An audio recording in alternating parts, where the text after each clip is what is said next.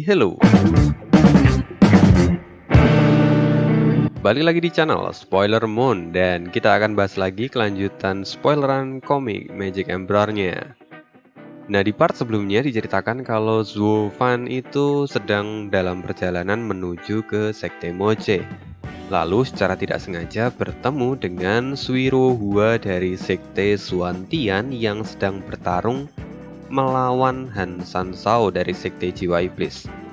Akhirnya karena Zuo Fan itu tergerak, dia pun menolong Suiro Hua dan setelah selesai, Zuo Fan kemudian kembali melanjutkan perjalanannya menuju Sekte Moche.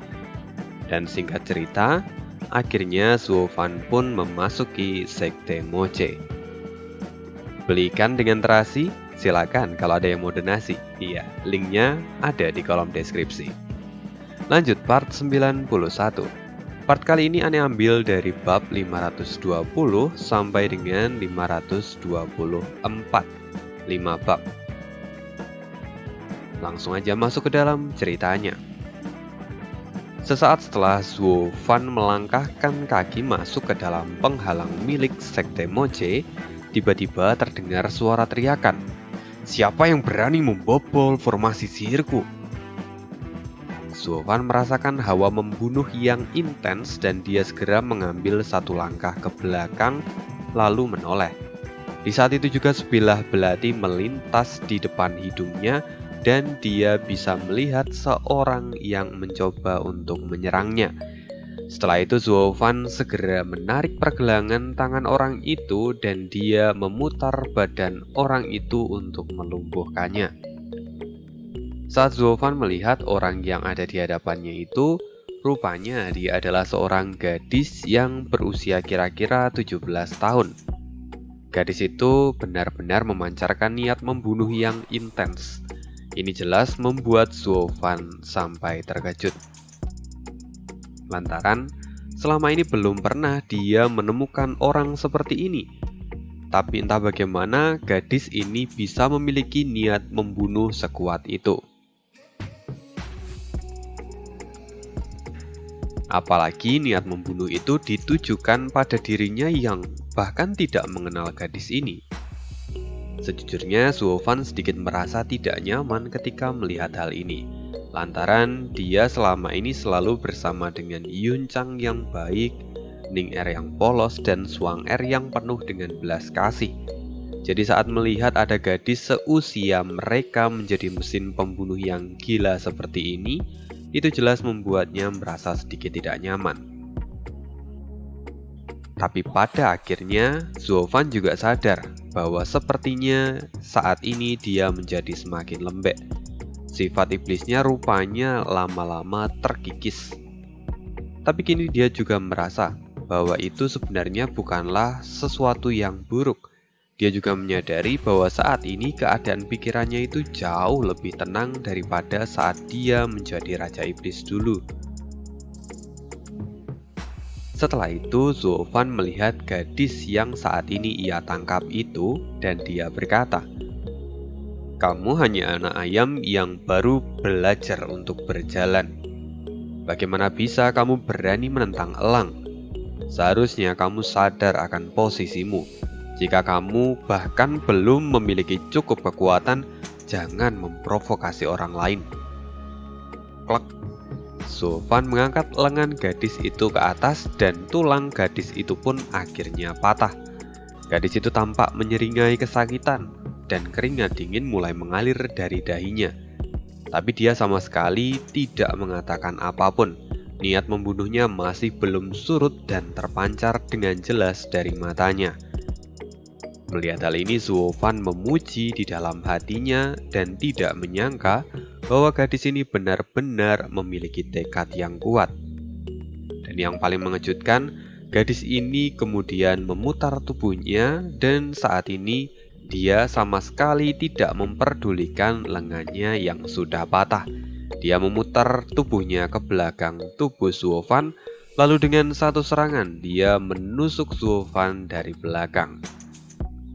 Zuo Fan sebenarnya cukup cepat untuk melihat semua gerakan itu. Tapi dia cukup kagum dengan kegigihan dari gadis ini sehingga dia sama sekali tidak berusaha untuk menghindar. Zuofan benar-benar menyeringai. Dia bisa melihat dirinya di masa lalu pada diri gadis ini. Lantaran gadis ini tuh bisa bersikap begitu kejam pada dirinya sendiri untuk mengalahkan musuhnya. Ini sama persis seperti saat Zuofan mengorbankan lengannya hanya untuk mengelabui Huang Buqingdian. Suara Zuofan yang kini jantungnya telah ditikam oleh gadis ini. Meski itu terasa sakit, tapi Zuofan tidak bisa menyembunyikan rasa bahagia di wajahnya. Entah bagaimana dia seperti sangat menyukai gadis ini sekarang. Kini gadis itu tampak sangat gembira. Dia berpikir bahwa dia telah berhasil mengalahkan Zuofan. Tapi Zuofan menyadari itu dan berkata, "Kenapa kamu terlihat begitu senang? Apa kamu pikir kamu bisa mengalahkanku hanya dengan trik seperti ini? Kamu masih terlalu ceroboh. Satu pesan untukmu, jangan kamu merasa senang sebelum memastikan lawanmu benar-benar sudah tumbang." Gadis itu sangat terkejut sekarang dan pupil matanya menyusut. Kini dia bisa melihat senyuman di wajah Zuofan. Sekarang dia tampak bingung dan bertanya di dalam hati, "Kenapa orang ini tersenyum saat dia sedang terluka? Apa dia melakukan semua ini dengan sengaja?" pikirnya. Setelah itu gadis ini pun menarik belati itu dan mundur. Kini dia bersiap lagi untuk menyerang Zuofan dan menargetkan leher dari Zuofan. Dia akan membunuh Zuofan dalam satu pukulan. "Berhenti, berhenti!" Tiba-tiba teriakan keras terdengar dan keempat kurcaci keluar dari gerbang serta melompat ke arah wanita itu dalam wujud asap hitam. Keempat kurcaci itu kemudian menangkapnya, dan ketika dia melihat Zuofan saat ini terluka, mata mereka menjadi merah dan berniat untuk mencabik-cabik gadis ini. Tapi segera Zuofan berkata, "Kalian berempat hentikan dan lepaskan dia." Setelah itu gadis itu pun jatuh ke tanah dan keempat kurcaci kembali ke wujud mereka. Kurcaci pertama kini tampak marah dan dia berkata, "Hei gadis kecil, berani sekali kamu melakukan kejahatan di dalam sekte Moche. Siapa yang memintamu melakukan ini? Apakah kamu sudah bosan hidup? Siapa kalian? Mengapa kalian membuka penghalang sekte Moche yang sedang kujaga?" kata gadis itu dengan sangat kesal. Gadis ini sama sekali tidak memiliki rasa takut, meski di hadapannya adalah para ahli di ranah visi dewa. Melihat hal ini, Zuofan menjadi semakin tertarik pada gadis itu. Dia pun mengangguk dan memujinya di dalam hati. Kini keempat kurcaci saling memandang satu sama lain lalu mereka tertawa. Kurcaci pertama kemudian berkata, "Gadis kecil, kamu memang sangat bodoh. Kami adalah pahlawan iblis, 4 hantu iblis sekte Moche yang sangat tampan. Kami telah pergi selama berpuluh-puluh tahun, jadi sangat wajar kalau kamu tidak mengetahuinya." "Pembohong, sekte Mocheku tidak mungkin memiliki orang-orang seperti kalian. Kalian bahkan tidak memiliki wujud," kata gadis itu dengan cemberut. Keempat kurcaci kini tampak lebih marah dan berteriak, "Hei gadis kecil, percaya atau tidak, aku akan merobek mulutmu." "Merobek mulutnya itu terlalu ringan. Ayo belah saja menjadi 2. Tidak, jadi 4 saja. Tidak, jadi 16 saja. Jangan, jadikan 100 saja," kata keempat kurcaci itu saling bergantian. Mereka malah berdebat sendiri.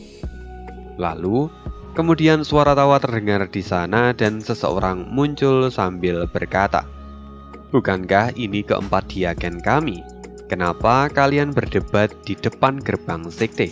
Apa kalian ingin dipenjara lagi di Gunung Jilei untuk selamanya?" Tiba-tiba keempat kurcaci langsung menutup mulutnya dan melihat ke atas. Di sana mereka bisa melihat seorang gadis muda yang cukup menawan, yang mana usianya itu kira-kira sekitar 30 tahun. Riasannya juga tampak cukup tebal seperti rubah malam. Gadis yang tadi menyerang Zofan kini tampak berbinar ketika melihat wanita itu. Dia segera berkata, "Senior, apakah mereka benar-benar anggota dari sekte Moche kita? Bukankah kamu sebelumnya mengatakan kalau kamu tidak mengenal mereka?" Wanita itu kemudian tertawa. "Gadis bodoh, keempat orang ini adalah diaken dari sekte kita. Mereka dulu sangat terkenal. Baru beberapa waktu yang lalu mereka kembali dan diminta menjadi diaken. Karena sebelumnya aku belum pernah melihat mereka secara langsung, jadi aku benar-benar tidak mengenali mereka." Kini keempat kurcaci tampak membanggakan dirinya saat ada yang mengenali mereka. Hanya Zofan yang saat ini tampak melihat sebuah skema dari wanita itu. Tapi Zofan tetap diam dan tidak mengatakan apapun. Gadis yang tadi ingin membunuh Zofan tampak tidak senang dan dia bergumam, "Bagaimana bisa orang seperti mereka berempat menjadi diaken? Apa sekte kita benar-benar kekurangan orang yang berbakat?" "Hei gadis kecil, apa yang kamu katakan? Coba ulangi sekali lagi dan aku akan merobek mulutmu menjadi dua," teriak kurcaci pertama dengan penuh amarah. Tapi Zofan kemudian berjalan ke depan dan menepuk pundak dari kurcaci pertama sambil tersenyum. Gadis kecil memang memiliki mulut yang tidak bisa dijaga. Itu adalah sesuatu hal yang wajar. Jadi jangan terlalu marah-marah. "Oh iya, kita sudah banyak bicara dari tadi, tapi aku belum mengetahui namamu. Siapa namamu?" Mendengar itu, keempat kurcaci tampak terkejut dan memandang Zofan dengan penuh keheranan. Ini adalah kali pertama Zofan menunjukkan ketertarikannya pada seorang wanita. Jadi, jelas saja itu membuat mereka berempat sampai terkejut. "Hahaha, aku tidak menyangka bahwa Steward Zuo akan melakukan ini sekarang. Humei-er, kemarilah dan layani Steward Zuo," kata kurcaci pertama dengan senyuman ambigu. Tapi gadis yang tadi menyerang Zofan segera berkata, "Kurang ajar, apa kalian lupa akan aturan sekte bahwa tidak boleh ada hubungan pribadi antara pria dan wanita? Meski kalian berempat adalah diaken, tapi jika kalian dengan sengaja melanggar aturan sekte, maka aku akan melaporkannya pada master sekte. Akan kupastikan bahwa kalian akan dihukum dengan sangat berat." "Hei gadis kecil, sekali lagi kau bersikap tidak sopan pada kami, aku pasti akan merobek mulutmu menjadi potongan kecil-kecil," teriak kurcaci pertama. Dia sudah menggulung lengan bajunya, tapi Zofan lagi-lagi menghentikannya. Zofan kemudian tertawa dan berkata dengan santai, "Nona, jangan salah paham. Aku adalah murid baru di sekte Moche. Aku hanya ingin mencari teman. Aku tidak punya maksud lain. Jadi kamu tidak perlu berpikir yang macam-macam." Mendengar itu, si gadis yang sedari tadi marah-marah kemudian memalingkan wajahnya. Sebaliknya, Humei-er adalah gadis yang datang terakhir tadi. Dia kini tampak sangat antusias.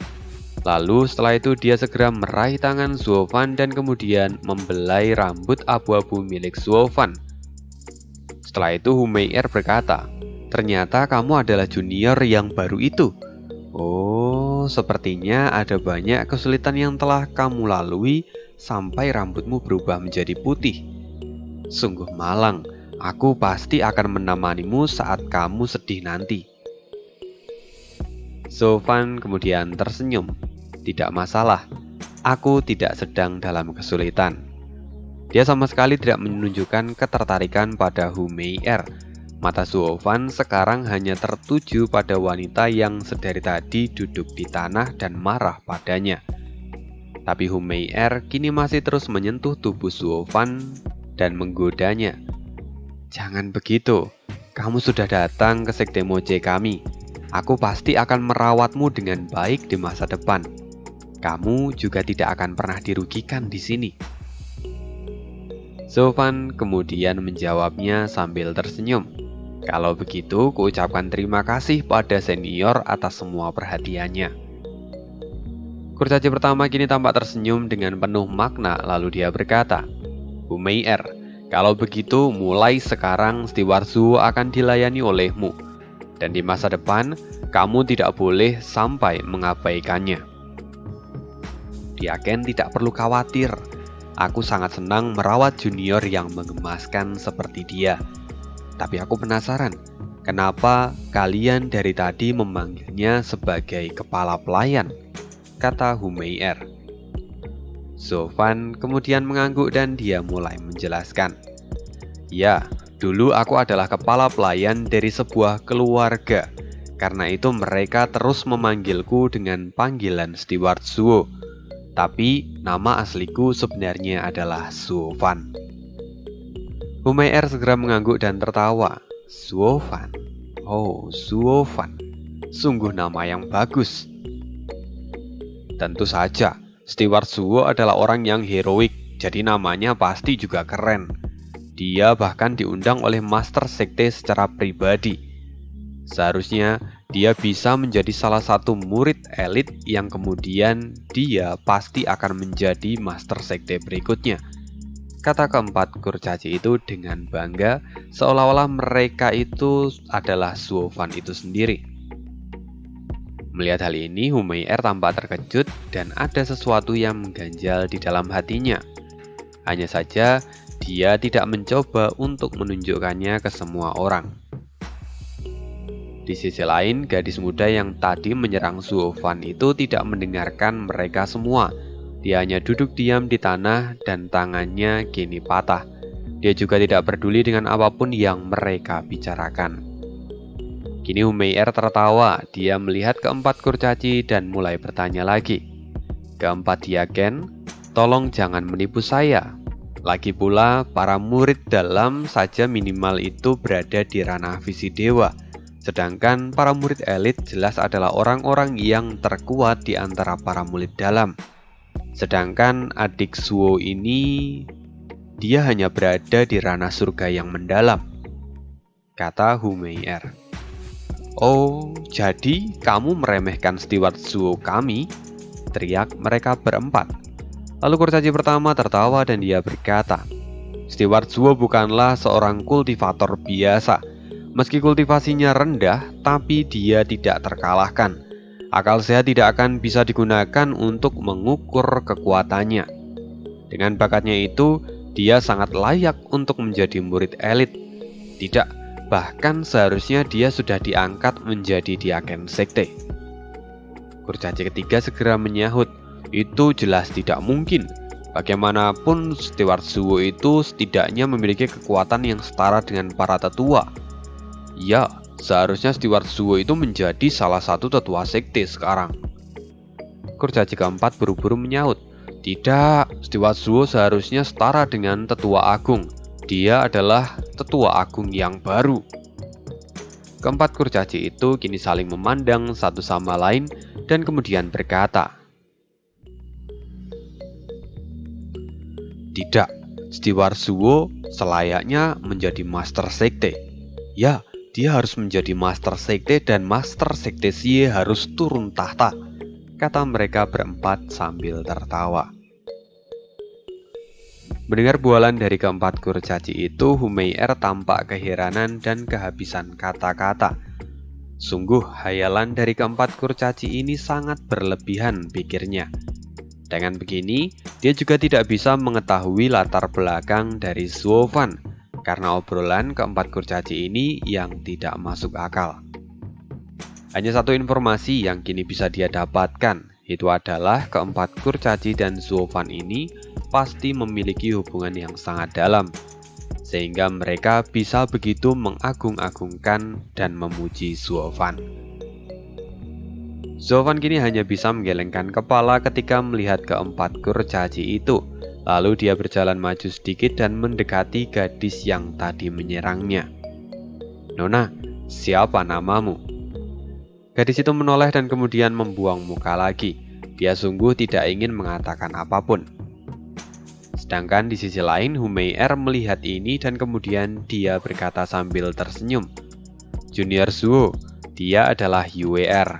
Dia adalah ahli dengan tingkat kultivasi yang setara denganmu. Dia juga adalah murid luar dari Sekte Moche. Pada umumnya, jika kamu datang ke Sekte Moche dan berada di bawah ranah visi dewa, kamu akan ditempatkan dan menjadi murid luar seperti dirinya. Seharusnya dia itu menjadi seniormu mulai hari ini dan kalian harus saling menjaga satu sama lain. UWR, kata Suovan sambil mengangkat alis. Lalu Suovan mengambil senjata yang tadi dijatuhkan oleh UWR. Kini dia melihat bahwa senjata itu adalah harta karun iblis tingkat 4. Perlahan Suovan pun tersenyum. UWR, namamu sangat cocok saat kamu menggunakan senjata ini. Belati bulan purnama, benar-benar sesuai dengan namamu. UWR kini melirik Suovan lagi tapi tidak menjawabnya. Dalam sekejap Suovan pun mengayunkan belati itu tepat ke arah leher UWR. Gerakan ini sungguh mendadak dan membuat semua orang terkejut. Bahkan UWR pun tampak terbelalak dan dia seolah kehilangan semua kekuatannya untuk menghindar. Di sisi lain, Humeier juga melihat hal ini dan benar-benar dia tidak menyangka kalau anak baru ini akan berani melakukannya. Belum lagi itu sangat cepat dan dia tidak akan sempat untuk bereaksi. Bahkan jika dia sekarang melompat pun itu sudah terlambat. Satu-satunya yang bisa menghentikan Suovan saat ini adalah keempat kurcaci. Tapi memangnya apakah mereka peduli dengan nyawa gadis ini? Tidak sama sekali. Sekalipun mereka peduli pun mereka masih tidak akan berani menghentikan Suovan. Lagi pula UWR itu juga hanyalah seorang murid luar. Siapa yang peduli dengan keselamatannya? Bahkan jika dia mati pun, Xie Wuyue sama sekali tidak akan peduli dan tidak akan menghukum Suovan. Jadi, keempat kurcaci itu hanya melihatnya dari kejauhan. Belati itu tampak mengkilat dan menunjukkan rasa haus darah. UWR benar-benar panik sekarang dan dia tidak melakukan apapun. Set! Belati itu berhenti tepat di depan leher UWR. Kini dia bisa merasakan bayangan belati itu seolah-olah sudah memotong lehernya. Dia benar-benar merasakan berada sangat dekat dengan kematian. Perlahan UWR menelan ludah dan memastikan bahwa lehernya itu masih utuh. Lalu kini dia perlahan menatap Suovan. Ini mungkin adalah kali pertama dia menatap pria dengan tatapan yang sangat jujur. Lalu setelah itu Suovan pun tertawa dan menjauhkan belati itu dari leher UWR. Dia kemudian berkata, "Nona, kamu telah melakukan serangan diam-diam dan membuatku sangat terkejut sebelumnya. Jadi kali ini aku membalasnya. Maka dengan begitu, kita sekarang impas." "Steward Zuo, gadis itu telah melukai Anda. Jadi kenapa Anda menganggap itu hanya sebagai sebuah kejutan?" kata kurcaci pertama dengan keheranan. Tapi Suovan melambaikan tangannya dan dia berkata, "Aku hanya menyapa senior UWR, dan ini bukan masalah yang besar. Jadi sekarang ayo pergi, kita harus segera melapor pada Master Sekte. Jangan terlalu banyak membuang waktu di sini. Abaikan saja apa yang terjadi hari ini." "Baik," teriak mereka berempat yang kini tampak agak lesu. Melihat hal ini, Humeier tampak semakin keheranan setelah melihat sikap dari keempat kurcaci itu. Meski dia tahu kalau Suovan itu bukanlah orang yang sederhana, tapi bagaimana bisa keempat Diaken begitu patuh padanya? Kini Humeier mulai berpikir, apakah Suovan ini adalah salah satu pewaris dari salah satu klan besar? Memikirkan itu, Humeier kemudian sekali lagi menatap Suovan dan berkata dengan suara yang agak genit, "Junior Zuo memang sangat dewasa. Jika aku boleh tahu, siapakah sebenarnya ayah dari junior ini?" Suovan kini tampak tersenyum. Dia tahu bahwa itu hanyalah omong kosong. Tapi dia juga harus ikut sandiwara ini. Lalu sambil tersenyum, Suovan berkata, "Senior Meier terlalu memuji. Tapi karena senior bertanya, saya jadi tiba-tiba ingat kalau sebelumnya ayahku sering sekali memuji seorang gadis dari keluarga Hu. Setelah kupikir lagi, mungkin itu adalah senior Meier. Ayahku selalu mengatakan kalau dia itu sangat senang memiliki senior Mei-er yang selalu melayaninya. Keempat kurcaci tampak terkejut dan memandang Zolfan dengan tatapan curiga. Mereka sama sekali tidak percaya setelah mendengar apa yang Zolfan katakan kalau Zolfan itu memiliki seorang ayah. Tapi jika memang itu benar, kenapa mereka sama sekali tidak pernah mendengar nama dari ayah Zolfan?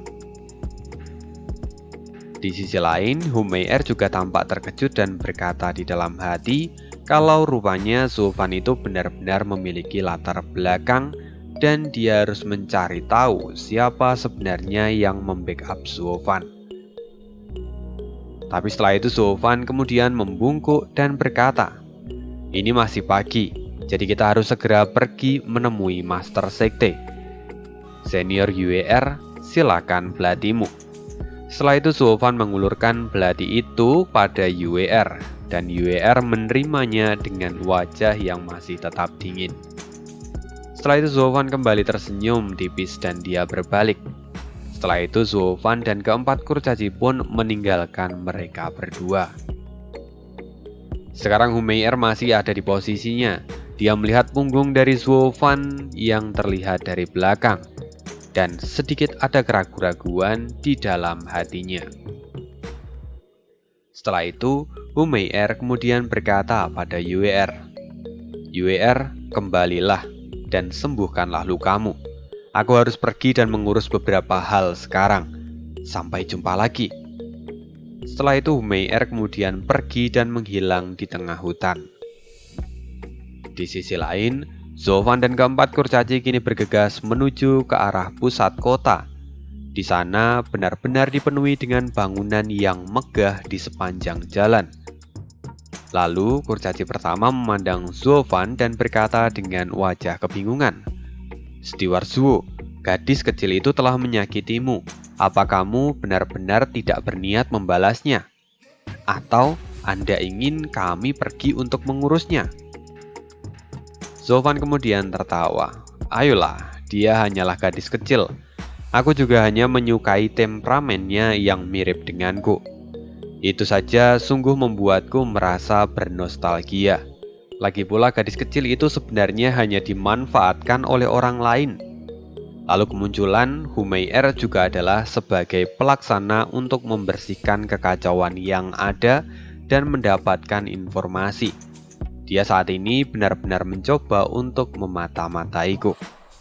Lagi pula meski aku tidak membunuh gadis itu pun, mereka juga akan membunuhnya. Setelah itu Zolfan menghela nafas dan tampak berpikir sebentar, lalu setelah beberapa saat dia berkata lagi, "Kalian berempat, apakah di antara kalian ada yang memberikan berita kalau aku akan datang ke Sekte Moche? Sampai-sampai mereka sudah menyiapkan jebakan untukku."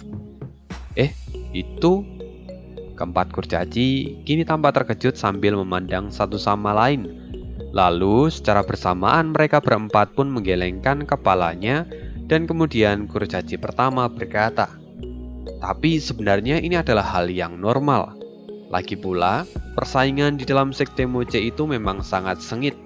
Seharusnya Anda juga sadar kalau kultivasi di jalan iblis itu sangatlah kejam. Banyak orang yang berlatih dengan menggunakan darah dan jiwa orang lain. Memangnya dari mana lagi mereka bisa mendapatkan semua itu? Jika mereka pergi ke dunia luar dan menyerang murid dari sekte lain, jelas itu akan mengakibatkan perang besar di antara para sekte. Jadi pada akhirnya semua murid saling menjatuhkan satu sama lain untuk bisa terus berkembang. Bagi mereka yang lemah, mereka hanya akan tersingkir dan menjadi bahan untuk kultivasi dari para murid elit. Dan dengan kata lain, siapapun yang gagal di sini itu sama saja dengan kematiannya. Benar-benar, kami dulu juga berlatih serangan gabungan kami karena pada saat itu ada 999 murid yang bersaing bersama. Pada akhirnya kami memutuskan untuk bekerja sama dan melatih teknik kultivasi kami ini.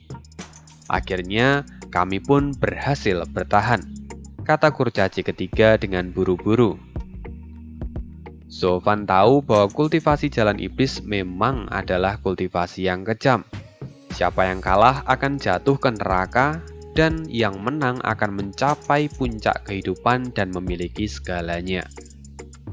Sekarang Zofan mulai berpikir bahwa sepertinya Xie Wuyue memang sengaja menyebarkan berita tentang kedatangannya. Dengan begitu seluruh murid di dalam sekte akan fokus pada dirinya. Lagi pula, Hu Mei'er jelas sekali dia sedang menyelidiki latar belakang Zofan. Dia tahu bahwa pasti ada maksud di belakang itu semua, dan Zofan juga sudah bisa menebaknya. Bahwa jika dia tidak memiliki latar belakang, maka dia pasti sudah disingkirkan. Tapi jika dia memiliki latar belakang, mereka pasti akan berpikir ulang untuk bertindak. Zofan sungguh paham dengan semua itu, dan dia tampak tersenyum dengan jijik. Zofan kini berpikir bahwa anak-anak kecil yang baru mau menitih jalan di jalan iblis ingin menghitung leluhurnya. Itu adalah sesuatu yang sungguh konyol. Lihat saja ketika dia sudah menjadi murid elit, maka mereka semua pasti akan dibereskan satu persatu. Di sisi lain, di kejauhan, ada beberapa orang yang kini sedang berkumpul. Salah satu di antara mereka kemudian berkata, "Jadi dia adalah si murid baru yang diundang Master Sekte kita. Dia hanya ahli di ranah surga yang mendalam tahap 6. Bukankah itu biasa saja? Bagaimana bisa Master Sekte mengundang orang seperti itu dan bahkan merelakan pil tingkat 9 untuknya?" Setelah pria itu selesai mengatakannya, tiba-tiba sosok Hu Mei'er muncul di belakang mereka dan dia pun tampak mencibir. Bocah itu memang sangat menarik. Baru saja YWR menyerang dan melukainya, tapi dia justru memilih untuk berdamai. Dan dari apa yang dia katakan, sepertinya dia memang memiliki ayah yang memiliki latar belakang. Jika kulihat dari kepribadiannya, kurasa itu adalah leluhur generasi kedua, karena dia itu lugu dan sederhana. Dia sama sekali tidak terlihat seperti kultivator jalan iblis. Apakah orang itu masuk lewat jalur orang dalam? Sepertinya Master Sekte benar-benar bukan orang yang memiliki prinsip, kata pria itu dengan suara dingin. Lalu setelah itu dia berkata lagi, mungkin bakatnya memang bagus, tapi jika hanya itu saja mustahil Master Sekte sampai menginginkannya. Lalu bagaimana dengan kondisi YWR sekarang? Kakak kedua tidak perlu khawatir. Anak itu sangatlah lemah. Meski dia berhasil mematahkan tangan dari YWR, tapi dia juga terkena tusukan di dadanya oleh YWR. Jika dibandingkan, dia itu tidak lebih baik daripada YWR dan hanya menang tipis, kata Hu Mei'er. Dengan kata lain, kekuatannya memang seperti yang kita lihat sekarang. Surga yang mendalam tahap 6 dan tidak memiliki kemampuan khusus, apa gunanya anak itu? Kata pria itu sambil menyentuh dagunya. Lalu dia kembali bergumam, kalau begitu, sekarang semua akan tergantung pada pengaturan dari Master Sekte. Jika dia dijadikan murid pribadinya, maka itu berarti potensinya sangatlah bagus dan itu bisa menjadi ancaman bagi kita. Kalau begitu, kita harus mencari kesempatan untuk menyingkirkannya. Atau, jika memang dia tidak memiliki bakat, maka Master Sekte pasti akan menyingkirkannya, kata pria itu. Hu Mei'er kemudian tersenyum dan berkata, kupikir junior ini itu terlalu polos, bahkan dia tidak lebih baik daripada YWR.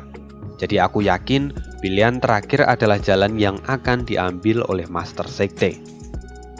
Kurasa juga begitu, kata pria itu. Lalu kemudian dia dan Hu Mei'er tertawa bersama. Di sisi lain, Zofan dan keempat kurcaci kini sudah sampai di depan gerbang besar tempat aula Sekte Moje berada. Di dalamnya tentunya ada Master Sekte dan juga para tetua serta tetua agung. Kurcaci pertama melirik pintu itu dan maju untuk membukanya. Tapi sebelum dia melakukan itu, Pintu itu perlahan terbuka dan seorang pria paruh baya dengan janggut yang berkibar keluar dari sana. Ketika keempat kurcaci melihatnya, segera mereka membungkuk dan memberi salam. Salam untuk tetua Yao. Ya, jawab pria itu dengan singkat. Lalu tetua Yao langsung menatap Zuofan dan kemudian berkata, "Kamu pasti adalah murid baru Zuofan." "Benar," kata Zuofan sambil membungkuk dan memberi hormat. Tetua Yao kemudian berkata lagi, "Master Sekte telah memberikan perintahnya. Mulai hari ini, murid baru Zuofan akan ditempatkan di kamar budak. Kamu harus bekerja di tempat ini sebagai budak. Lalu kalian berempat antarkan anak baru ini ke tempatnya," kata tetua Yao yang langsung membuat semua orang di tempat itu terkejut. Disclaimer dulu, di sini sebenarnya diterjemahkan sebagai kamar tukang atau tukang gitu ya. Tapi menurut Ane kok lebih cocok ke arah budak. Jadi di sini Ane gunakan kata budak. Kalau misalnya nanti ada yang mau koreksi, boleh banget di kolom komentar. Jadi biar Ane perbaiki di next chapternya. Apa? Budak? Pupil mata Zuofan menyusut dan keempat kurcaci pun ikut berteriak. Wajah mereka menjadi kusam dan tidak percaya dengan apa yang mereka dengar ini. Seorang pengurus rumah tangga nomor 1 di Kekaisaran dan Raja Iblis yang merupakan kepala dari 8 kaisar di tempat kudus telah datang ke Sekte Moche, lalu dia justru dibuang sebagai budak. Itu benar-benar membuat hati Zuofan terbakar. Bahkan dia pun mengutuk di dalam hatinya karena tidak bisa menerima semua itu. Bagaimana bisa seorang Xie Weiyue menjebak dirinya hanya dengan pil tingkat 9 untuk masuk ke dalam sekte, lalu setelahnya dia justru dijadikan budak. Itu benar-benar sesuatu yang tidak bisa dipercaya. Wajah Zuofan kini benar-benar tampak gelap. Kurcaci pertama kini membungkuk dan berteriak, "Tetua Yao, apa Anda melakukan kesalahan? Steward Zuo adalah orang yang memiliki keterampilan baik sipil maupun militer. Bagaimana bisa dia hanya dijadikan budak? Dia adalah orang yang memiliki bakat langka. Apakah kalian sudah buta?" Ini adalah perintah dari Master Sekte. Aku sama sekali tidak melakukan kesalahan. Sekarang tidak perlu ada yang diperdebatkan lagi. Kalian berempat antar dia menuju kamar budak. Hari ini dia bisa beristirahat, tapi besok dia harus mulai bekerja, kata tetua Yao dengan suara yang dingin. Setelah itu dia pun berbalik dan menutup pintu gerbang itu tanpa mengatakan apapun lagi. Kini keempat kurcaci masih tampak sedih dan menatap Zuofan dengan penuh rasa kasihan. Di sisi lain, Zuofan kini mulai mengatur nafasnya. Dia juga tidak bisa mempercayai semua ini. Dia masih sulit membayangkan bahwa Xie Weiyue hanya membeli dirinya dengan obat tingkat 9 lalu menjadikannya sebagai budak. Itu sungguh sesuatu yang tidak bisa dimaafkan. Di sisi lain, di tengah hutan yang lebat, di sana ada Humeier dan laki-laki yang disebut sebagai kakak kedua. Mereka kini mendengarkan pengumuman itu dan tampak saling memandang dengan wajah yang terkejut. Kakak kedua, meski anak itu tidak memiliki kemampuan yang luar biasa, tapi anak itu setidaknya sudah berada di ranah surga yang mendalam tahap 6. Setidaknya jika dia memang tidak bisa masuk menjadi murid dalam, bukankah dia seharusnya bisa menjadi murid luar? Lantas kenapa dia justru dikirim dan dihukum di kamar budak? Bukankah dia tidak melakukan kesalahan yang fatal sejak dia masuk ke dalam sekte ini? Kata Humeier dengan wajah yang bingung dan menatap orang yang ada di sampingnya. Pria itu pun kini tampak mengerutkan keningnya dan dia seperti menemukan jawaban dari semua tindakan itu. Mungkin karena hal itu. "Apakah kamu tahu sesuatu?" tanya Humeier dengan cepat. Pria itu kini mengangguk dan kemudian berkata, "Seperti yang kamu katakan, anak itu sepertinya memang masuk lewat jalur orang dalam. Lagi pula, kamu juga harusnya tahu bahwa jika seorang murid ingin masuk ke dalam sekte Moche, dia harus mendapatkan persetujuan dari dua pihak. Pihak itu tak lain adalah master sekte dan juga tetua agung. Sedangkan tetua agung adalah orang yang memiliki kualifikasi yang sangat ketat. Tidak peduli jika anak itu adalah penerus dari leluhur kedua, tapi itu tidak ada artinya di hadapan tetua agung. Lalu mungkin saja mereka kemudian berdebat dan pada akhirnya master sekte tidak bisa menyelamatkan anak itu. Akhirnya dia kemudian dikirim menuju kamar budak. Sekarang setelah dia dikirim ke kamar budak, dia bukan lagi ancaman bagi kita. Dia tidak akan bisa berpartisipasi dalam pertemuan naga ganda. Dia benar-benar tidak memiliki kualifikasi sama sekali. Apalagi di tempat itu tidak ada sumber daya sedikit pun dan dia mungkin akan kesulitan untuk berkembang. Kalau begitu, bisa dikatakan anak itu benar-benar telah hancur dan tidak memiliki kesempatan lagi, kata Humeier sambil menghela nafas. Pria itu kini tampak menyeringai dan berkata, "Aku pikir tidak begitu. Jika masa depan anak itu dihancurkan seperti ini, apa mungkin orang yang ada di belakangnya akan setuju? Aku yakin orang yang ada di belakangnya itu cukup kuat, sehingga dia memiliki bahan kultivasi yang tidak terbatas. Karena itu, meski dia dikirim ke kamar budak pun, anak itu masih tetap bisa berkembang. Selain itu, jika anak itu sekarang diangkat menjadi murid elit dan memiliki bahan kultivasi yang tidak terbatas, maka anak itu akan memiliki peluang yang besar untuk menjadi penerus master sekte berikutnya. Kupikir Tetua Agung menyadari hal ini dan ingin menyeret generasi baru dari leluhur kedua itu sampai ke dasarnya, sehingga pada akhirnya dia bisa menghambat pertumbuhan dari leluhur kedua." Mendengar hal itu, Humeier mengangguk dan kemudian bertanya lagi, "Kalau begitu, apakah kita masih harus memperhatikan anak itu? Apa gunanya? Selama dia tidak bisa masuk menjadi murid elit, dia tidak akan memenuhi syarat untuk berpartisipasi dalam pertemuan naga ganda. Dia bukanlah ancaman bagi kita lagi. Biarkan saja dia berada di ruang budak dan biarkan orang yang ada di belakangnya yang mengatur semuanya. Aku yakin di masa depan dia masih bisa menjadi diaken atau bahkan mungkin tetua," kata pria itu sambil tertawa.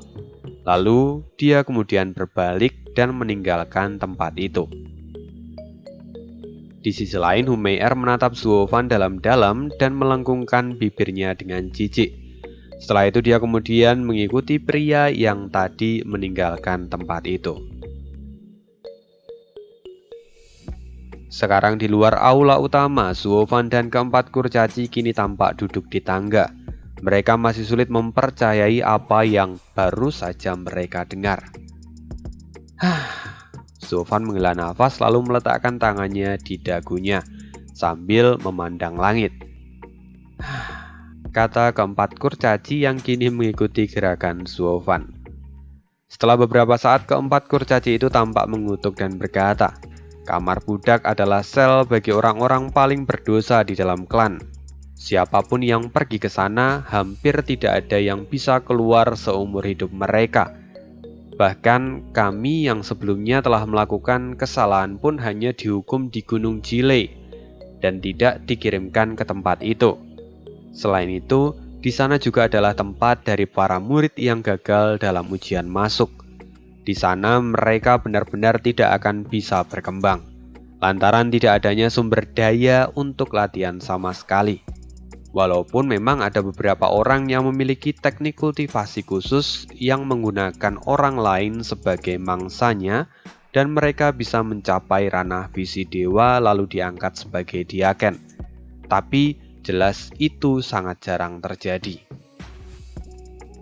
Tapi jika itu Steward Zuo, aku yakin dia pasti bisa. bahkan setidaknya di masa depan dia bisa menjadi seorang diaken seperti kita, kata kurcaci keempat.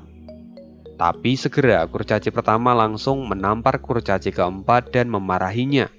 Apa kamu tidak memiliki mata? Stiwarzuo adalah orang yang seharusnya menjadi raja. Bagaimana bisa dia hanya menjadi diaken seperti kita? Ketiga kurcaci lainnya termenung untuk sesaat. Dan ini pertama kalinya dalam hidup mereka tidak mendebat dan mengangguk dengan setuju. Kini kurcaci keempat pun tampak sedih dan merasa bersalah telah mengatakan itu sebelumnya. Lagi pula, di mata mereka, Zuofan itu adalah sang pahlawan yang sejati. Jadi bagaimana mungkin bisa dia menjadi biasa-biasa saja? Kini keempat kurcaci kembali menatap pintu gerbang yang sudah tertutup rapat. Di saat yang sama, di dalam aula yang megah, api tampak menghiasi setiap pilar dan memberikan penerangan. Di sana terlihat Xie Wuyue yang kini duduk di atas singgasana giok dengan wajah yang sangat berwibawa. Lalu kini tetua Yao segera kembali ke aula dan membungkuk.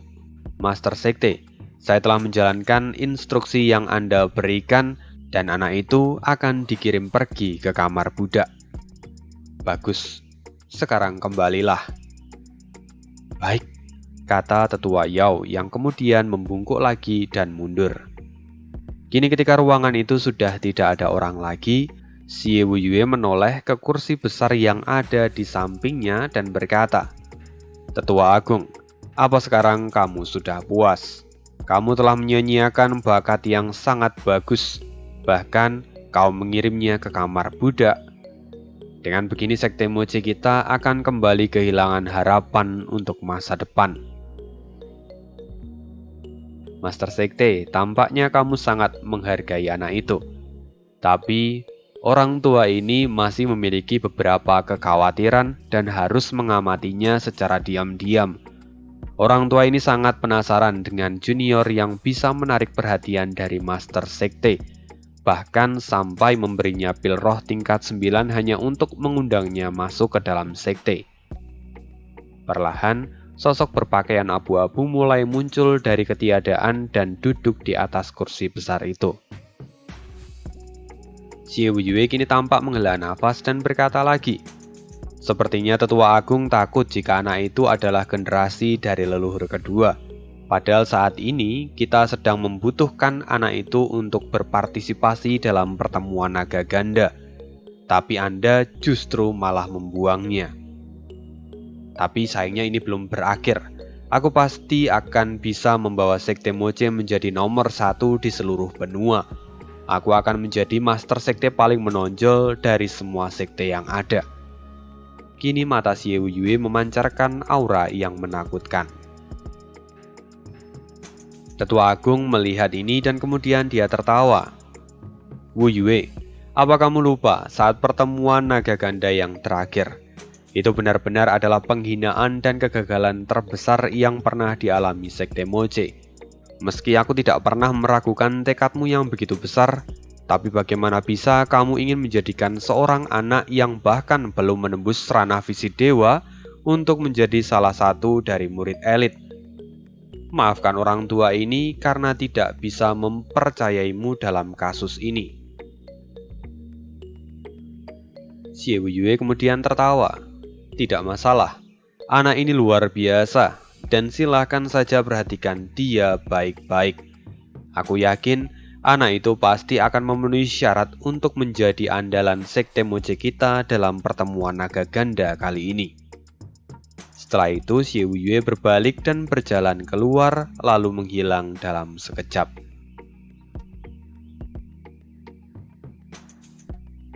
Melihat kepergian dari Xie Wuyue, Tetua Agung tampak semakin penasaran. Dia kemudian bergumam, orang seperti apa sebenarnya yang bahkan membuat Xie Wuyue begitu memujinya? Padahal sosok seperti itu tidak pernah muncul selama ini. Apakah dia benar-benar anak yang begitu berbakat? Bagaimana menurut kalian berlima? Setelah itu tiba-tiba 5 sosok tetua muncul di depan Tetua Agung dan bersujud dengan hormat. Sebelumnya, saat anak itu meminta bantuan kita, Xiao Yue ingin mengirimkan beberapa tetua. Tapi aku menghentikannya dan mengirimkan kalian berlima ke sana. Tentu kalian telah bertemu dengan anak itu. Jadi bagaimana menurut pendapat kalian? Kata tetua agung. Setelah merenung sebentar, tetua mulut berkata dengan lemah. Hormat pada tetua agung. Meski kami berlima pergi dan membantu keluarga Luo dalam waktu yang singkat, tapi kami tahu bahwa anak ini memiliki pemikiran yang cepat dan bijaksana. Bakatnya bahkan tidak di bawah Master Sekte. Dia adalah orang yang tidak memiliki rasa takut dan memiliki bakat sebagai raja di masa depan. Benarkah begitu? Artinya, anak itu tidak hanya terlihat keras di luar saja. Dia rupanya pandai di bagian dalamnya. Jika itu kamu yang mengatakannya, maka mungkin aku bisa mempercayainya, kata tetua agung sambil tertawa. Setelah itu tetua lidah kemudian melanjutkan. Selain itu, sebelum kami menangkap ketiga tetua dari sekte pengendali binatang, pada saat itu tubuh fisik dari tetua ular sudah dihancurkan dan dia hanya memiliki wujud jiwa. Lalu saat kami menginterogasi mereka bertiga, kami mengetahui bahwa ternyata anak itulah yang menghancurkan tubuh fisik dari tetua ular. Tetua agung tentu tidak bisa menyembunyikan rasa keterkejutannya dan kemudian dia berkata, apakah itu mungkin? Bahkan, basic kultivasi anak itu hanya berada di ranah surga yang mendalam. Bagaimana bisa dia menghancurkan tubuh dari seorang ahli di ranah virtual? Tetua lidah kemudian tampak tertawa dan berkata, sejujurnya tiga tetua itu benar-benar bodoh. Bahkan mereka bisa sampai jatuh dalam permainan anak itu. Selain itu, entah dengan kekuatan magis dari mana, tapi anak itu memang benar-benar berhasil memberikan luka yang fatal pada tubuh tetua ular sampai akhirnya tubuh itu pun mati. Mendengar ini tetua agung benar-benar terpana. Lalu tetua lidah kembali melanjutkan. Lalu, apakah Anda ingat tentang keempat kurcaci yang selalu membuat onar? Mereka adalah murid yang tidak mau mendengarkan siapapun dan selalu melanggar aturan. Bahkan, akhirnya mereka dikirim ke Gunung Jilei oleh Master Sekte karena mereka harus dihukum. Namun kali ini, mereka telah banyak mengalami perubahan, terutama itu semua karena Zuofan. Keempat kurcaci itu kini sangat patuh padanya. Bahkan saat mereka tahu Zuofan diperlakukan secara tidak adil, mereka benar-benar tampak sedih dan berduka untuknya. Itu adalah sesuatu yang dilihat oleh tetua mata dan karenanya tidak ada yang bisa bersembunyi dari matanya. Mungkin anak ini adalah orang yang benar-benar Anda cari dan mungkin Anda bisa mempercayakan tujuan besar Anda pada anak ini.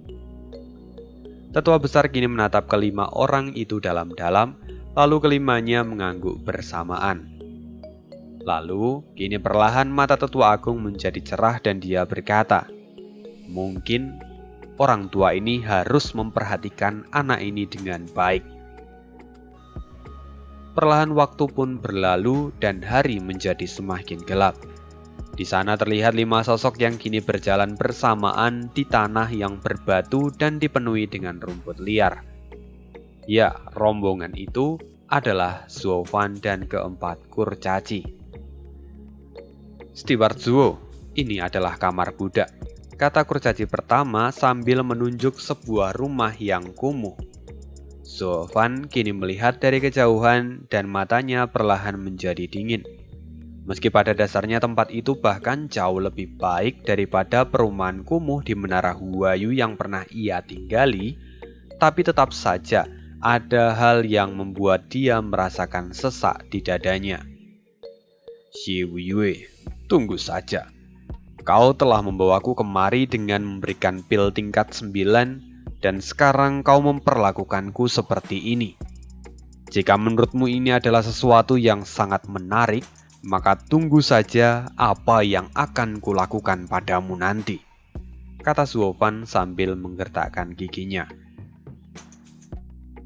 Ketika keempat kurcaci mendengar hal ini, mereka hanya bisa mengangkat bahu tanpa daya, lalu kurcaci pertama pun maju dan berteriak, "Hei, apakah ada orang yang masih bernafas di sini?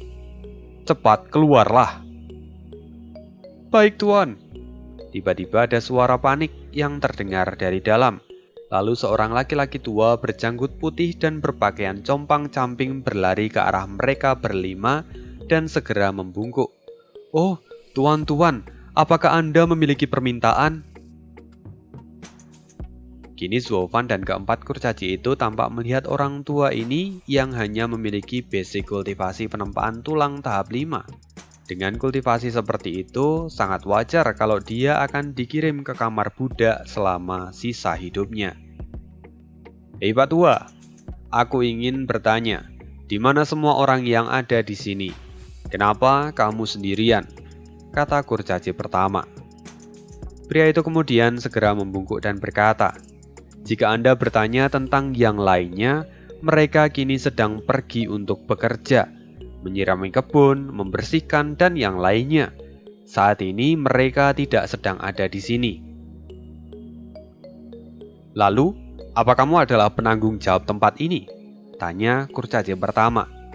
Orang tua itu tampak meringis dan berkata, "Tuan, Anda terlalu memuji. Mana mungkin orang tua seperti saya yang hanya memiliki kultivasi rendah menjadi penanggung jawab dari tempat ini. Di sini saya hanya menjadi pelayan dan telah tinggal selama ratusan tahun." "Apa? Seorang di tahap penempaan tulang bisa hidup sampai ratusan tahun?" kata Zovan dengan penuh keterkejutan dan memasang wajah curiga. Belum lagi, dia juga mendengar dari keempat kurcaci bahwa di kamar budak semuanya adalah orang-orang yang gagal, dan secara bertahap mereka akan dijadikan sebagai bahan latihan. Tapi, bagaimana bisa orang tua ini bertahan di sana selama ratusan tahun hanya dengan tingkat kultivasi yang rendah? Orang tua itu kini melihat keraguan-raguan di mata Zovan dan kemudian dia menoleh ke kanan dan ke kiri untuk memastikan bahwa tidak ada orang lain di sana. Lalu dia pun mulai berbisik, "Saya tidak bisa menyembunyikan apapun di hadapan para tuan, tapi bakat bertahan hidup sangatlah berguna di tempat ini. Selain itu, tingkat kultivasi saya ini benar-benar menguntungkan, karena tingkat kultivasi saya yang terlalu rendah ini sampai-sampai tidak ada yang mau menjadikan saya sebagai bahan kultivasi. Karena itu, saya selalu menjadi pesuruh dan bisa bertahan hidup untuk waktu yang sangat lama." Mendengar ini, semua orang itu akhirnya sadar bahwa inilah yang disebut sebagai kelebihan di dalam kekurangan. Selama dia menjadi cukup lemah, maka para predator itu tidak akan meletakkan gigi mereka padanya. Sungguh, itu adalah pemikiran yang luar biasa. Setelah itu, Zovan pun kini tampak menghela nafas dan dia berkata, "Tapi meski begitu, kamu akan tetap berkultivasi selama sisa hidupmu. Perlahan kamu tetap akan menjadi semakin kuat dan cukup untuk dijadikan sebagai bahan kultivasi. Lantas kenapa kamu memilih untuk tetap berlama-lama di sini dan tidak pergi? Apa kamu hanya mau menunggu kematianmu di tempat ini?" "Oh, Tuan Muda, Anda berpikir terlalu dangkal. Tingkat kultivasi saya sangatlah rendah, jadi tidak mungkin saya bisa membuka penghalangnya. Karena itu juga, saya tidak mungkin melarikan diri dari tempat ini. Jadi pada akhirnya saya pun menyerah dan memilih untuk tetap bertahan," kata orang tua itu. Lalu orang tua itu menghela nafas lagi dan berkata, "Langit dan bumi sungguh tidak baik hati, dan semua hal adalah anjing yang rendah hati. Anda dilahirkan untuk menghadapi hidup dan mati, lalu apa Anda bisa melarikan diri atau tidak, itu akan tergantung pada kemampuan Anda sendiri. Dan saat Anda berhasil lepas dari lautan penderitaan ini, Anda pasti akan menjadi yang terkuat." Mendengar itu, Zovan terkejut. Dia tidak pernah menyangka kalau orang tua dengan basic kultivasi penempaan tulang saja bisa memiliki pemahaman tentang Tiandi Avenue sampai sedalam itu. Orang tua itu kemudian tersadar dari bualannya, lalu kemudian dia kembali tersenyum dan berkata, "Tuanku, sudah cukup lama kita berbincang, tapi orang tua ini masih belum tahu bagaimana harus memanggil Anda sekalian." "Pak Tua, dengarkan baik-baik. Kami adalah diaken paling tampan di Sekte Moche, 4 Iblis Moche. Kami sekarang melayani Sekte Moche sebagai diaken," kata kurcaci pertama dengan penuh rasa bangga. Ketika orang tua itu mendengar apa yang dikatakan oleh kurcaci pertama, dia tampak terkejut dan buru-buru berkata, "Oh, diaken yang telah melakukan perjalanan panjang ke tempat ini. Maafkan, saya tidak bisa memberikan penyambutan yang layak. Hanya saja, untuk apa para diaken datang kemari? Apakah Anda ingin saya membersihkan kamar Anda?" "Tentu tidak. Kami sudah memiliki orang-orang untuk melakukan itu. Kami datang kemari karena kami mengantar Steward Zuo karena dia diturunkan ke kamar Buddha ini. Dia akan tinggal di sini mulai hari ini. Pastikan kamu merawatnya dengan baik, dan jika ada sesuatu yang terjadi padanya, maka kami akan mencarimu." "Oh, keempat diaken tidak perlu khawatir. Orang tua ini akan menjaga Tuan Muda Zuo dengan baik. Selain itu, bukankah Tuan Muda ini berada di ranah surga yang mendalam? Apakah saya salah? Dan selain itu, tempat ini juga ada beberapa orang yang memiliki basic kultivasi yang tinggi. Jadi saya khawatir tidak akan bisa melawan mereka," kata orang tua itu. "Tidak perlu dipikirkan. Jika kamu bertemu dengan mereka, sebut saja nama kami," kata kurcaci pertama dengan penuh rasa percaya diri. Lalu Zuofan kemudian mencibir dan berkata, "Memangnya nama kalian begitu terkenal di tempat ini? Apa gunanya menyebutkan nama kalian di tempat yang kacau seperti ini? Lagi pula, apa kalian telah lupa rasanya mendapatkan pukulan dariku? Apakah aku harus mengingatkannya?" Keempat kurcaci segera menciut dan tertawa kering sambil menggaruk-garuk kepala mereka. Kurcaci pertama kemudian berkata, "Steward Zuo benar. Dengan kemampuan Anda, bahkan kami berempat tidak layak untuk disebut sebagai penjaga. Kalau begitu, Anda silakan tinggal di sini dan kami akan mencari tahu apa yang sebenarnya terjadi. Dan kemudian kami juga akan mencoba mencari jalan untuk mengeluarkan Anda secepatnya." Segera, 3 kurcaci lainnya pun mengangguk dan menunjukkan ekspresi serius setelah mendengar kata-kata dari kurcaci pertama. Ketika orang tua itu melihat ini, ada cahaya aneh melintas di matanya. Setelah itu, keempat kurcaci pun memberikan beberapa pesan lagi pada orang tua itu dan kemudian memeluk Zuofan lalu terbang menjauh. Kini saat Zuofan melihat keempat kurcaci pergi, dia tampak menggelengkan kepalanya sambil tersenyum. Dia sungguh tidak pernah membayangkan kalau keempat kurcaci itu akan merawatnya dan memberinya begitu banyak perhatian seperti ini. Sepertinya popularitas dari Tuan Muda Zuo sangatlah bagus. Saya tidak pernah melihat orang yang diturunkan ke kamar Buddha mendapatkan perhatian sampai sejauh ini. Sepertinya Tuan Muda Zuo adalah orang yang sangat langka, kata orang tua itu sambil tersenyum. Zuofan pun kemudian menoleh dan tersenyum juga. Ya, itu memang sedikit berbeda dari biasanya. Tapi orang tua, mulai hari ini, aku akan memanggilmu sebagai Paman Yuan. Tunggu Tuan, Anda tidak bisa melakukan itu. Saya tidak akan berani menerima penghormatan seperti itu. Apalagi saya hanya memiliki basic kultivasi penempaan tulang. Sedangkan Anda adalah penguasa surga yang mendalam, kata Paman Yuan dengan buru-buru. Memangnya apa masalahnya? Aku Zuofan selalu menghormati orang yang pantas untuk dihormati. Meski kamu tidak memiliki kultivasi tingkat tinggi, tapi pemahamanmu tentang jalan spiritual sungguh dalam. Kamu hanya butuh beberapa metode yang tepat untuk memperbaiki basic kultivasimu dan kamu bisa terus berkembang tanpa batas. Kini ada lengkungan aneh di wajah Zuofan. Lalu dia mengeluarkan sebuah botol kecil dan kemudian berkata sambil tersenyum. Ini adalah pil Tong Tian. Dengan pil ini kamu bisa meningkatkan otot dan tulangmu. Ini pasti akan sangat membantu kultivasimu di masa depan. Dan untuk teknik kultivasinya nanti akan kita bicarakan dengan hati-hati. Paman Yuan kemudian menerima botol itu dan wajahnya tampak curiga. Lalu dia kemudian membuka tutup botol itu dan mencium aroma obat dari dalam. Lalu tiba-tiba matanya segera terbuka dan dia berteriak dengan penuh keterkejutan. Pil ini? Pil tingkat 10? Benar-benar pil tingkat 10? Paman Yuan benar-benar berpengetahuan. Sampai-sampai Anda bisa mengetahui kualitas dari pil ini. Bagaimana bisa kau tetap berada di ranah penempaan tulang untuk waktu yang sangat lama? Kata Zuo Fan dengan mata yang penuh dengan kecurigaan.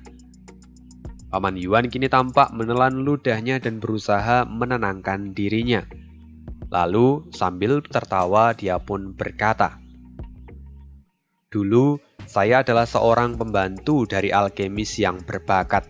Dari sana saya melihat beberapa pil tingkat 10. Hanya saja karena kurangnya bakat saya, akhirnya saya dikirim ke tempat ini dan tidak bisa melihat pil-pil itu lagi.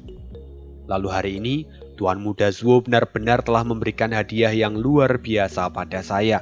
Saya tidak tahu bagaimana cara saya untuk membalasnya."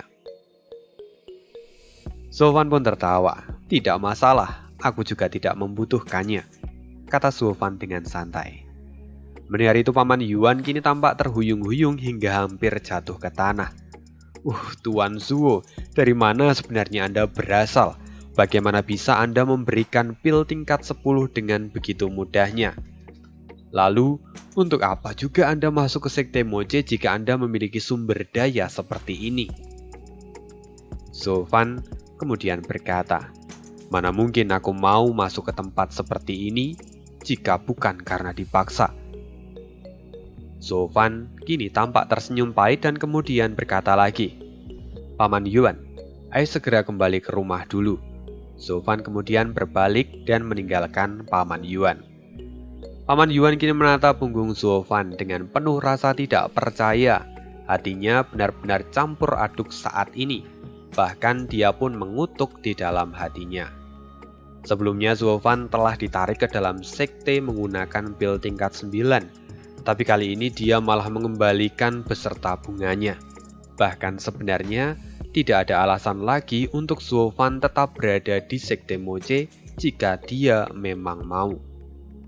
Selain itu, Paman Yuan kini menggenggam botol itu dan segera menyusul Zuo Fan. Oke, kita akan pindah lagi ke sisi yang lain di sebuah pegunungan yang dipenuhi dengan ladang bunga. Di sana terlihat beberapa orang yang berpakaian putih sedang berkumpul. Di dada mereka juga terdapat tulisan Zuan. Ya, kita sekarang berada di Sekte Zuantian. Kini di sana tampak kerumunan yang ramai berteriak, "Ini buruk, Senior Sui terluka parah." Kini mereka segera bergegas masuk dan melakukan perawatan untuk Sui Ruohua.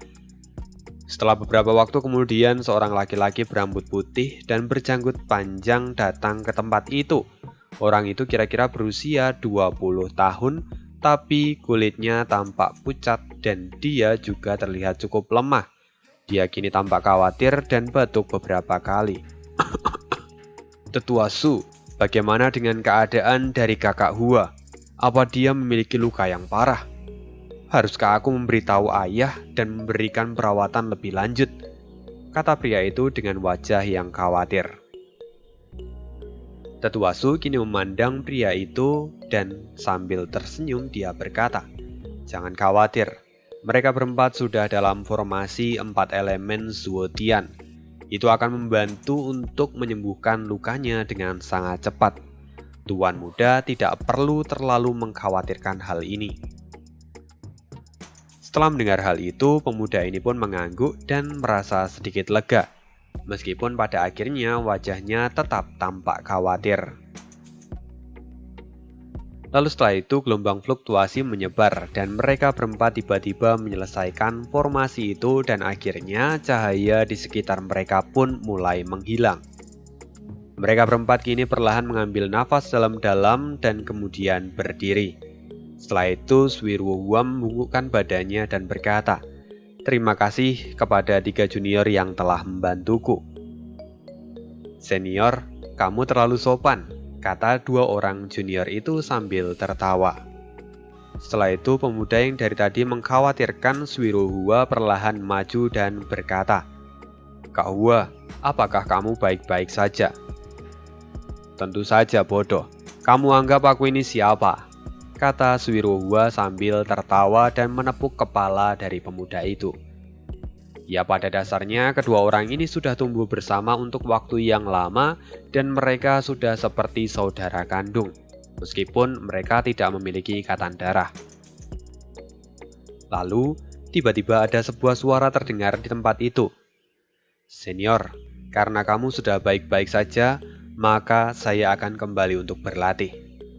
Suara itu berasal dari seorang wanita berpakaian putih, wajahnya tampak cantik seperti salju, dan siapapun yang melihatnya jelas akan tertarik padanya. Sayangnya dia sangat dingin seperti Ratu Es. Siapa lagi dia kalau bukan Juju? Pemuda yang tadi tampak mengkhawatirkan Suirwohua kini menatap wajah Juju dan kemudian mengumpulkan keberaniannya untuk berkata, "Junior King-chan, sejak kamu datang, kamu selalu berlatih sepanjang hari. Apa kamu tidak merasa bosan? Selain itu, bukankah tidak baik jika kamu terlalu tenggelam dalam kultivasimu dan mengabaikan hal-hal eksternal? Jadi, kenapa kamu buru-buru sekali untuk kembali sekarang?" "Tuan muda Xiao Yu, tujuan saya datang ke tempat ini adalah untuk berlatih. Kali ini senior Ruohua terluka dan membutuhkan formasi Suotian.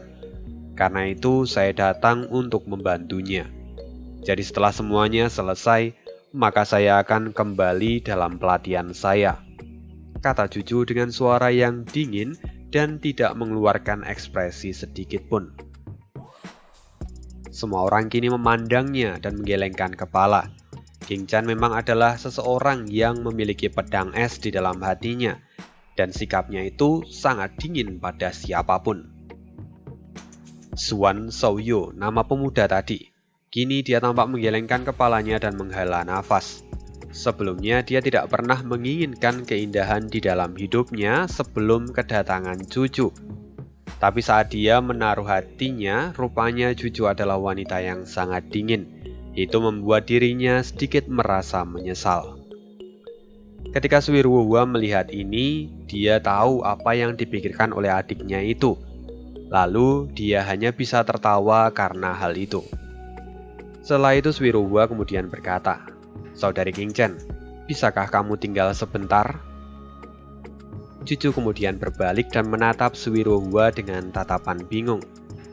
Lalu Suirwohua berkata, "Kali ini aku pergi keluar untuk mencari bahan obat. Lalu saat di jalan, aku bertemu dengan beberapa orang yang memiliki hubungan denganmu. Jadi, bisakah kamu tinggal untuk sebentar? Aku akan menceritakan detailnya." "Ada hubungannya denganku?" kata Juju dengan wajah yang heran. Tetua Su yang tampak bingung juga berkata, "Ruohua, junior lain mengatakan kalau kalian diserang oleh sekte jiwa iblis. Lalu bagaimana mungkin sekte jiwa iblis memiliki hubungan dengan King-chan?" "Tetua, silakan dengarkan penjelasan saya terlebih dahulu. Memang kami sebelumnya bertemu dengan orang-orang dari sekte jiwa iblis yang dipimpin oleh tuan muda ketiga mereka. Mereka telah menghajarku habis-habisan, tapi setelah itu orang-orang dari sekte Moche datang dan menyelamatkanku." Semua orang terkejut dan memandang Suirwohua dengan tatapan yang tidak percaya. Lalu Xiao Yu yang tampak bingung juga berkata, "Kita semua selalu bermusuhan dengan sekte Moche. Lantas kenapa mereka mengambil resiko untuk menyinggung sekte jiwa iblis hanya untuk menyelamatkan kita?" Suirwohua kemudian tersenyum masam dan berkata, "Sejujurnya dia tidak menyelamatkan kami karena kami dari sekte Suantian. Sebenarnya itu semua masih terkait dengan Junior King-chan." Juju merasa semakin heran. Bagaimana mungkin dia memiliki hubungan dengan orang dari sekte Moche? Lalu Tetua Su menatap Suirohua dan berkata, "Ruohua, bisakah kamu menjelaskan lebih detail lagi?" Jadi seperti ini. Pada saat kami keluar, kami menemukan bahan obat tingkat 9 rumput Sanyan Dinghun. Wow, itu adalah sesuatu yang sangat bagus, kata Tetua Su dengan antusias. Mendengar itu, Suirohua pun tertawa dan dia berkata lagi, "Ya, saya mengerti hal itu. Karenanya, kami sangat ingin mendapatkan itu untuk menyembuhkan penyakit dari adik Xiaoyu. Saya juga berpikir untuk mendapatkannya." "Kak Hua, terima kasih banyak." Xiaoyu terbatuk lagi. Lalu Tetua Su berkata, "Lanjutkan." "Pada dasarnya, kami tidak bisa mendapatkan rumput ini karena kami bertemu dengan Sekte Jiwa Iblis. Saat itu Tuan Muda ketiga Sekte Jiwa Iblis juga ada di sana. Lalu saat aku mencoba melawan, aku tumbang hanya dalam satu gerakan." "Sialan, Tuan Muda ketiga itu benar-benar kurang ajar. Sepertinya kita harus menggunakan formasi Zuotian untuk memberinya pelajaran," kata para gadis muda yang ada di sana. Lalu Suirohua tersenyum dan berkata, "Orang itu bukanlah karakter yang bisa dikalahkan dengan mudah. Dia sudah seperti musuh bebuyutan bagiku. Tapi setelah itu, aku benar-benar berada di ujung tanduk dan hampir mati." Lalu tiba-tiba seorang pemuda muncul, dan dengan satu lambaian tangannya, dia menghancurkan seisi lembah dengan mudahnya, dan memaksa Tuan Muda ketiga Sekte Jiwa Iblis mundur tanpa perlawanan. Karena itu, akhirnya kami bisa mendapatkan bahan obat tingkat 9 ini. Bahkan, dia adalah orang yang memberikan bahan obat itu secara pribadi padaku. Tapi di saat itu, aku juga baru tahu kalau ternyata dia dari Sekte Moche. Kini semua orang saling memandang dan memiliki pemikiran yang sama. Mereka tidak habis pikir kenapa anggota Sekte Moche mau membantu mereka tanpa alasan. Sampai seorang gadis tiba-tiba berkata, "Senior, apakah mungkin anak itu jatuh hati padamu?" Tapi jika bahkan iya, aku yakin senior tidak akan mudah dibodohi hanya dengan bahan obat seperti itu. Lalu Suirohua menggelengkan kepalanya dan berkata, "Dia memang memberiku bahan obat itu, tapi itu bukan karena aku.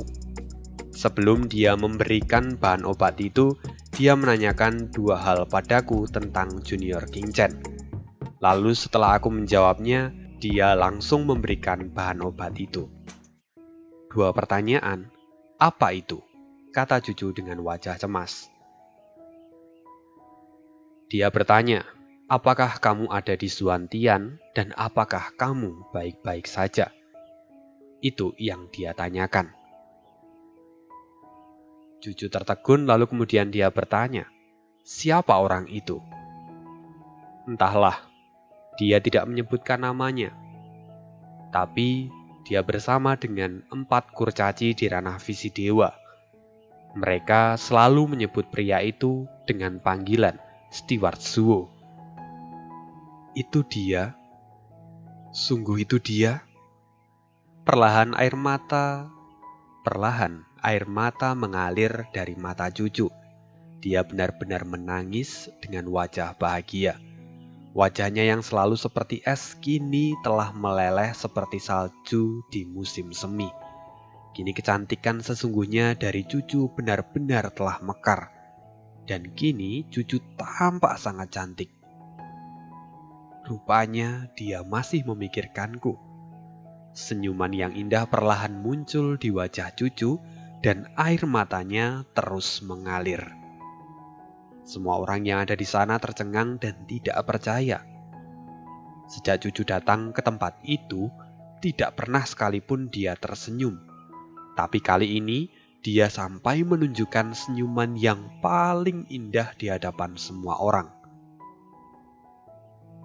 Siapa orang itu?